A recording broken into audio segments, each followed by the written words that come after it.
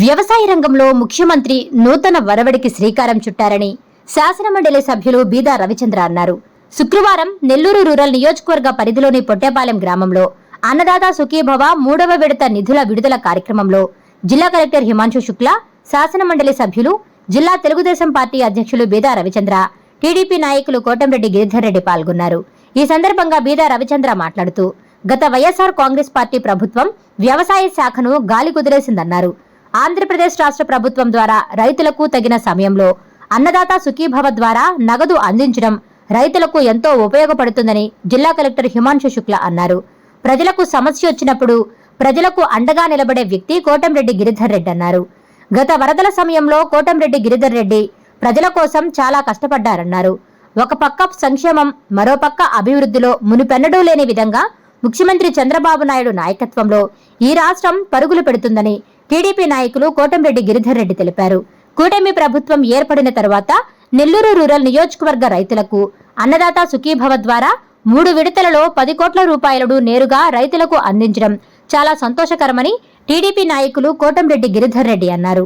ఈ కార్యక్రమంలో వేదగిరి లక్ష్మీ నరసింహస్వామి దేవస్థానం చైర్మన్ ఇందుపూరు అచ్యుతరెడ్డి, మండల పరిషత్ అధ్యక్షులు Budida Vijay Kumar, Nellore AMC chairman Manubolu Sridhar Reddy, Gundlapalem PSCS society chairman Pamujula Pradeep, మండల పరిషత్ ఉపాధ్యక్షులు Pallamreddy Ravinder Reddy, sarpanch Yedukondalu, MPTC Nerella Narayana, cluster incharge Jaladanki Sudhakar, TDP senior నాయకులు మలినేని వెంకయ్య నాయుడు, నెల్లూరు రూరల్ ఎమ్మెల్యే కార్యాలయ మండల ఇన్ఛార్జి వేమిరెడ్డి సురేందర్ రెడ్డి, టీడీపీ నాయకులు మరియు స్థానిక రైతులు తదితరులు పాల్గొన్నారు. అందరితో పంచుకుంటే రాష్ట్రం, దేశం అంతా కూడా మొట్టమొదటిసారిగా మన రాష్ట్రంలో దేశవ్యాప్తంగా వ్యవసాయ రంగంలో ఒక గొప్ప స్కూల్ని తీసుకురావాలనే ముఖ్యమంత్రి ఆలోచనని అందరూ కూడా స్వాగతిస్తున్నారు. ఎందుకు చెప్తున్నామంటే ఈరోజు రాయలసీమ, కర్నూలు, అనంతపూరు, కడప, చిత్తూరు, నెల్లూరు, మన పక్కనే ఉన్న ఒంగోలు, వీటన్నిటికీ అనేక సంవత్సరాలుగా తెలుగుదేశం ప్రభుత్వం అధికారంలో ఉన్నప్పుడు పనులు జరుగుతున్నాయి, మళ్ళీ ఆగిపోతున్నాయి. మళ్ళీ ప్రభుత్వం వస్తుంది, మళ్ళీ మొదలు పెడుతున్నారు, మళ్ళీ ఆగిపోతున్నాయి. ఈ మధ్యన చూసుంటారు హెచ్ఎన్ఎస్ఎస్ అని, ఎప్పుడో పెద్ద ఆయన ఎన్టీ రామారావు గారు ముఖ్యమంత్రిగా ఉన్నప్పుడు మొదలుపెట్టారు కర్నూలు, అనంతపూర్కి. మళ్ళీ జిఎన్ఎస్ఎస్ కడప, చిత్తూరుకి. ఏం కడప నుంచి కూడా ముఖ్యమంత్రులు అయ్యారు. ఎందుకు పూర్తి కావట్లేదు? చంద్రబాబు నాయుడు గారు వచ్చినప్పుడే ఎందుకు పూర్తి చేయగలుగుతున్నాడు? అనంతపూర్కైనా కర్నూలుకైనా ఈరోజు కడపకి, చివరికి పులివెందులకు కూడా గతంలో చంద్రబాబు నాయుడు గారు నీళ్ళు ఇచ్చారు, మళ్ళీ 5 ఏళ్ళు నీళ్ళు రాలా. అక్కడి నుంచి 11 ఏళ్ళు ముఖ్యమంత్రిగా ఉన్నారు పులివెందుల నుంచి. సొంత నియోజకవర్గాలకు నీళ్లు లేవు. మళ్ళీ చంద్రబాబు నాయుడు గారు వచ్చి ఇప్పుడు కడపకి నీళ్ళు ఇస్తున్నారు. కుప్పం ముఖ్యమంత్రి కూడా చంద్రబాబు నాయుడు గారు ఉన్నారు కదా, కుప్పంకు నీళ్ళు లేవని కూడా అనుకోవచ్చు.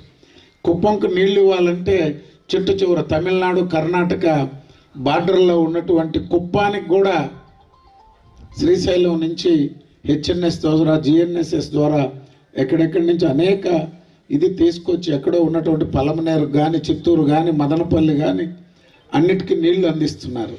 మనకి ఈరోజు నెల్లూరు పక్కనే చెరువులున్నా, నీళ్లున్నా, ఎప్పుడు నెల్లూరు రూరల్లో కూడా కొంత ప్రాంతం ఇబ్బందులు పడుతూ ఉండేది. కన్పూర్ కెనాల్ ఆయకట్టు కింద అయినా లేక లిఫ్ట్ ఇరిగేషన్ లైన్ ఎప్పుడు చూసేదానికైనా నెల్లూరులోనే ఉన్నాం.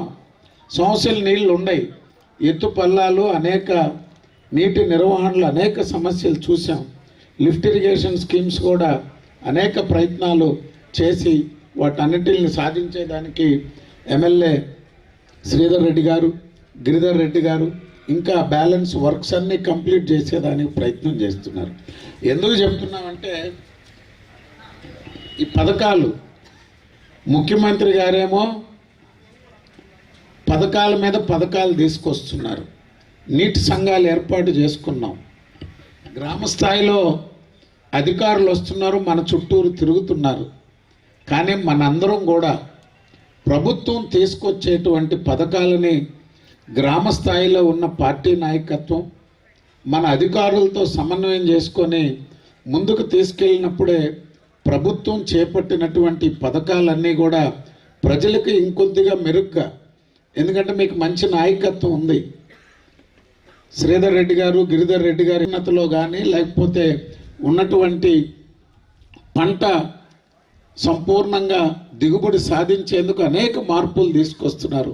అందుకే రాష్ట్రంలోనే ఎక్కడా లేదు. మన దగ్గరే ఛాంపియన్ ఫార్మర్స్ని మన కలెక్టర్ గారు వచ్చాక సెప్టెంబర్లో ప్రారంభించారనేటువంటిది వ్యవసాయ అధికారులందరూ కూడా చెప్పారు. ఎందుకంటే ప్రతి గ్రామంలో కొంతమంది రైతుల్ని ఎంపిక చేసి అధికారులతో పాటుగా వారిని గ్రామంలో అక్కడ ఉన్నటువంటి ఏ పంటలు వేస్తే బాగుంటుంది, లేకపోతే ప్రభుత్వ పథకాల అమల్లో కానీ వాటన్నిటిల్లో ప్రభుత్వ ప్రాధాన్యతలను ముందుకు తీసుకెళ్లేందుకు ఒక ప్రత్యేక ఆలోచన చేసి కలెక్టర్ గారు మన జిల్లాలో దీన్ని అమలు చేస్తున్నారు. అదేవిధంగా ఇస్తున్నటువంటి పథకాలన్నీ ఎప్పటికప్పుడు అమలు చేసేదానికి ప్రభుత్వంతో పాటుగా అధికారులు అన్ని రకాలుగా, గతంలో వ్యవసాయం అంటే మన జిల్లాలో ఒరొక్కటే వేసేవాళ్ళు, ఇప్పుడు అనేక ప్రోత్సాహకాలు ఇస్తున్నారు. కొంతమంది మామూలు వ్యవసాయం చేసేటువంటి గ్రామంలో ఉండే రైతులంటే ఎక్కడో ఉండే బెంగళూరు, హైదరాబాదు, మెడ్రాస్లో ఉండే మన పిల్లలు సాఫ్ట్వేర్ ఇంజనీర్లు కూడా ఇప్పుడు గ్రామాల్లో వచ్చి పొలాలు తీసుకొని పంటల సాగు మొదలు పెడుతున్నారు. ఎందుకంటే టెక్నాలజీ ఉపయోగించి మార్కెట్ ఎక్కడ ఉంటుంది, ఏ పంట వేస్తే బాగుంటుంది, ఏం చేస్తే ఆ గ్రామంలో మట్టి, అక్కడ ఉన్నటువంటి నీటి లభ్యత ఇవన్నీ ఎప్పటికప్పుడు తెలుసుకొని టెక్నాలజీని ఉపయోగించి అనేక మంది వేల ఎకరాల్లో పంటలు సాగు చేస్తూ వస్తున్నారు. అందుకని కలెక్టర్ గారు, ముఖ్యమంత్రి గారు చేసేటువంటి ప్రయత్నానికి మనందరం తోడుగా మన జిల్లాలో మంచి ఫలితాలను సాధించేటువంటి దానికి మనందరం సమిష్టిగా కృషి చేయాలని మీ అందరినీ కోరుకుంటూ, కలకట్టే ప్రాజెక్టులు నెల్లూరు జిల్లాలో వారి యొక్క పనితీరుకి ముఖ్యమంత్రి గారు అభినందనలు అందుకొని తొలి సభకి నెల్లూరు రూరల్లో అన్నదాత సుఖీభవ కార్యక్రమానికి ఇచ్చేసినది. ఎందుకంటే మన ఆలోచన ఆయనకి చెప్పడమే తరువాయి, వారు మనకంటే స్పీడ్గా స్పందిస్తారు. అందుకే కలెక్టర్ గారు జిల్లాలో అభివృద్ధి కార్యక్రమాలు, సంక్షేమ కార్యక్రమాల్లో వారు చూపించేటువంటి చొరవ, పనితీరు, ఆ స్పీడ్కి తగ్గట్టుగా మనందరం కూడా వారి నాయకత్వంలో జిల్లాలో అభివృద్ధి చేసుకునేదానికి అధికారులం కానీ మనం కూటమి సభ్యులం కానీ నెల్లూరు జిల్లా సమగ్ర అభివృద్ధికి అందరం కూడా కలిసికట్టుగా పనిచేస్తామని చెప్పి తెలియజేస్తూ సెలవు తీసుకుంటాం.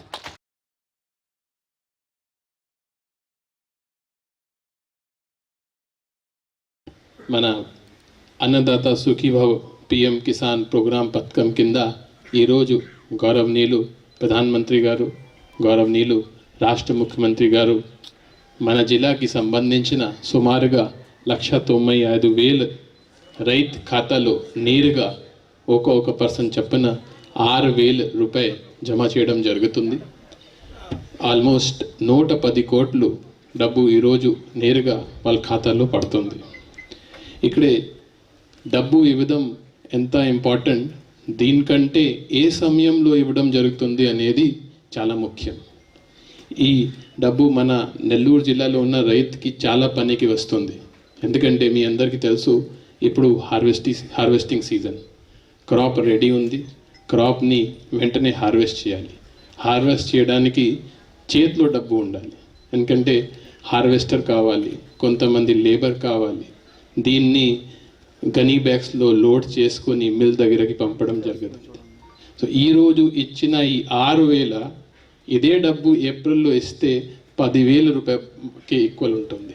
సో డబ్బు ఇవ్వడంతో పాటు ఏ సమయంలో ప్రభుత్వం ఈ డబ్బు ఇస్తున్నారు అదే కూడా చాలా చాలా ముఖ్యం. సో దానికోసం ఈ ప్రోగ్రామ్ని 3 పార్ట్లో డివైడ్ చేసుకొని హార్వెస్టింగ్ టైంలో, తర్వాత సోయింగ్ అంటే మన జిల్లాలో మీ అందరికీ తెలుసు 15 ఏప్రిల్ రోజున కొత్త ఖరీఫ్కి వెళ్ళడం జరుగుతుంది. సో అప్పుడు కూడా ఈ డబ్బు పనికి వస్తుంది. సో చాలా మంచి ఆలోచన ప్రభుత్వం తరపున ఇది. తర్వాత దీంతో డబ్బుతో పాటు ఈ వ్యవసాయం సంబంధించిన గవర్నమెంట్ తరపున మంచి మంచి ప్రోగ్రాం పెట్టడం జరుగుతున్నాయి. ఓన్లీ ఒక భాగం కాకుండా మొత్తం అగ్రికల్చర్ సెక్టర్ని ఎలా డెవలప్ చేయాలి దీని మీద గవర్నమెంట్ చాలా ఫోకస్ చేయడం జరుగుతుంది. ముందుగా సాగునీటి గురించి.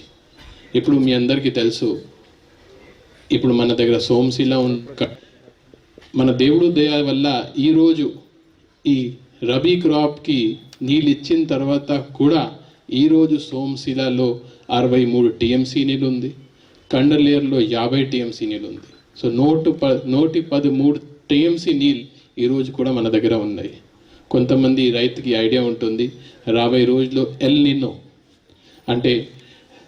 నీనో ఎఫెక్ట్ వల్ల మామూలుగా మాన్సూన్ కొంచెం వీక్ ఉంటుంది. సో కొంతమంది నెప నెల ఏం చెప్తున్నారంటే ఈ రాబోయే జూన్ నెలలో తర్వాత మన దగ్గర ఈ ఆగస్ట్ నెలలో వర్షం తక్కువ పడే అవకాశం ఉంటుంది.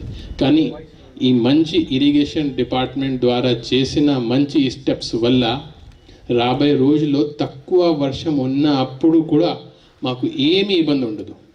ఎందుకంటే ఈ గవర్నమెంట్లో ఈ సోమశిల కానీ కండలేరు కానీ దీనికి సంబంధించిన కెనాల్ కానీ ఎంఐ ట్యాంక్స్ కానీ చాలా మరమ్మతు చేయడం జరిగింది, చాలా డీసిల్టింగ్ కూడా చేయడం జరిగింది.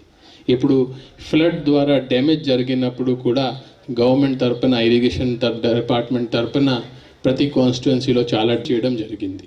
అది ఒకటి. దెన్ ఇప్పుడు చాలా రోజు తర్వాత నేను కొంత ప్రాంతంలో ఎప్పుడప్పుడు తిరుగుతున్నాము. దుతులూరు ప్రాంతంకి వెళ్ళడం జరిగింది, జల్దంకి వెళ్ళాము, మరిపాడు వెళ్ళడం జరిగింది. ఈ మైక్రో ఇరిగేషన్ కూడా ఈ ప్రభుత్వంలో చాలా ఫోకస్ చేయడం జరుగుతుంది. ఈ సంవత్సరంలో మేము కొత్తగా 2500 ఎకరాలకి కొత్త మైక్రో ఇరిగేషన్ స్ప్రింక్లర్స్ ఏర్పాటు చేయడం జరిగింది. దీంతోపాటు ఎప్పుడు కూడా రైతుకి మనోభావాలు ఎలా ఉంటుంది అంటే ఈ మన్రేగా స్కీమ్, ఎంజీఎన్ఆర్ఎస్ స్కీమ్ మాకు వ్యతిరేకంగా ఉంది.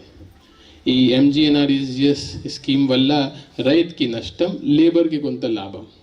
కానీ ఈ సంవత్సరంలో ఈ రూరల్ డెవలప్మెంట్ డిపార్ట్మెంట్ కానీ మన హార్టికల్చర్ డిపార్ట్మెంట్ కానీ ఒక కొత్త ఆలోచనతో ఎంజీఎన్ఆర్ఎస్ కింద ఎలా రైతుని బెనిఫిట్ చేసుకోవచ్చు అనేది ఆలోచనతో చాలా అమౌంట్ శాంక్షన్ చేయడం జరిగింది. ఫర్ ఎగ్జాంపుల్ ఇప్పుడు ఒక రైతు 1 ఎకరా భూమిలో 5 సెంట్లో ఫామ్ పాండ్ గవర్నమెంట్ డబ్బుతో కట్టగలుగుతారు.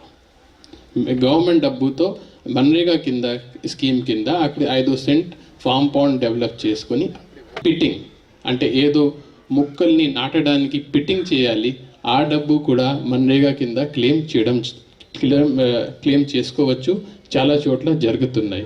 దీంతోపాటు ఎవరైనా హార్టికల్చర్కి ఇష్టం ఉంటే ఆ ప్లాంట్స్, ఫర్ ఎగ్జాంపుల్ మీకు అరటి కానీ లేకపోతే ఈ గువావా కానీ సపోటా కానీ ఇట్లాంటి ప్లాంట్ ఉంటే కూడా అది కూడా ఫ్రీ ఆఫ్ కాస్ట్ నర్సరీ నుంచి మీ భూమికి ఎంజీఎన్ఆర్ఎస్ కింద స్కీమ్ కింద హార్టికల్చర్ డిపార్ట్మెంట్ దగ్గర ఉన్న స్కీమ్ కింద కూడా ఫ్రీ ఆఫ్ కాస్ట్ ప్రొవైడ్ చేయడం జరుగుతున్నాయి. సో నా రిక్వెస్ట్ ఏంటంటే ఈ స్కీమ్స్కి అవగాహన కొంచెం తక్కువ. చాలామంది ఇందాక ఎమ్మెల్సీ గారు చెప్పినట్టుగా ఇప్పుడు కూడా వరికి ఇష్టపడుతున్నారు. దీనికి చాలా చారిత్రక కారణం ఉన్నాయి. ఎందుకంటే వరి నుంచి వేరే ఉద్యాన పంటకి వెళ్ళడం అంత ఈజీ కాదు. కానీ ఖచ్చితంగా గవర్నమెంట్ సైడ్ నుంచి కూడా మనం దాన్ని బాగా ప్రమోట్ చేస్తున్నాము.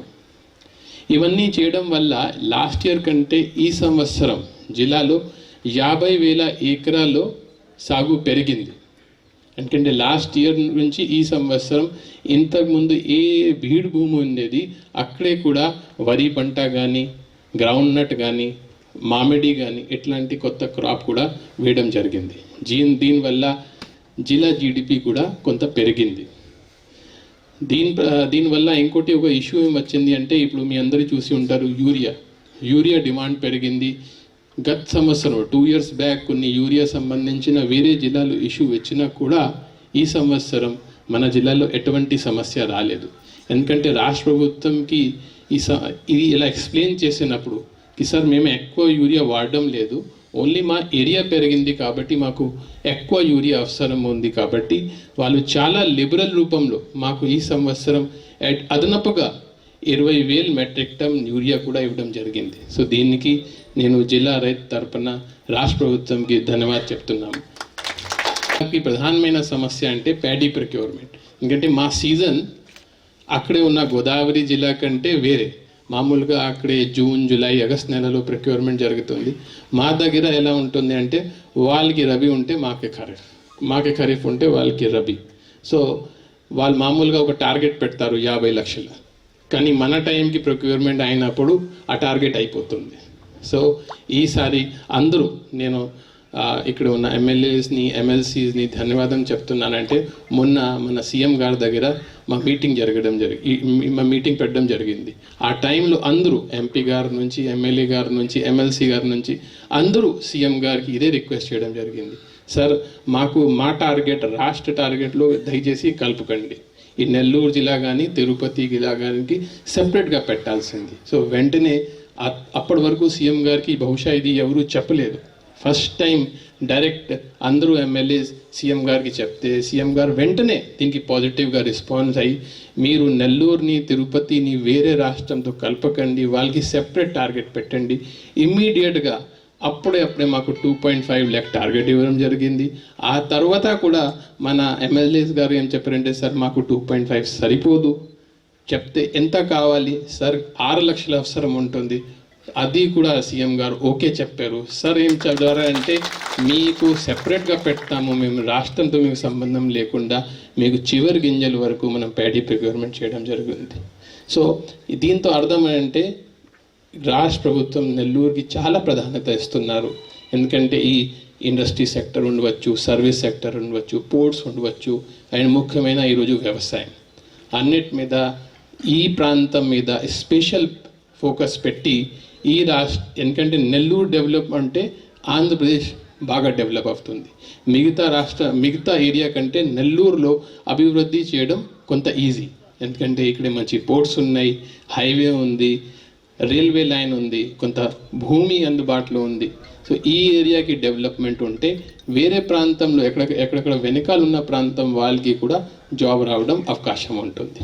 సో ఈరోజు ఈ ప్రోగ్రాంకి నాకు ముఖ్య అతిథిగా పిలవడానికి గౌరవనీయులు గిరిధర్ రెడ్డి గారికి నా నమస్కారం.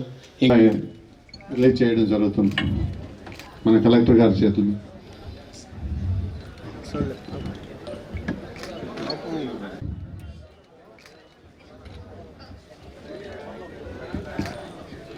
నారాయణ మాతృసేవా పథకం అమ్మతనానికి కమ్మనైన పథకం.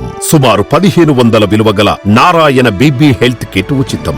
అవుట్ పేషెంట్స్ కు ప్రతి నెల డాక్టర్ ఫీజు ఉచితం. అల్ట్రాసౌండ్ స్కానింగ్ ఉచితం. గర్భిణీ స్త్రీలు కాన్పు కోసం కానీ ఇతర అవసరమై హాస్పిటల్లో చేరినప్పుడు బెడ్ ఛార్జీలు ఉచితం. ప్రాథమిక వైద్య పరీక్షలు ఉచితం. మందులు ఉచితం. బ్లడ్ బ్యాంక్ నందు అవసరమైన వారికి రక్తం ఉచితం. 5 నుండి 9 నెలల గర్భిణీలకు ప్రతి నెల చెకప్ సమయంలో ఉచిత డ్రై ఫ్రూట్ బాక్స్ మరియు వేరుశెనగ చిక్కీలు ఉచితంగా ఇవ్వబడును. బిడ్డ పోషణ నిమిత్తం తల్లికి 3000 రూపాయల నగదు అందించబడును. కాన్పు కోసం అంబులెన్స్ ఉచిత పికప్ సదుపాయం కలదు. నెల్లూరు నగర పరిధిలో నారాయణ మాతృసేవా పథకం, నెల్లూరు.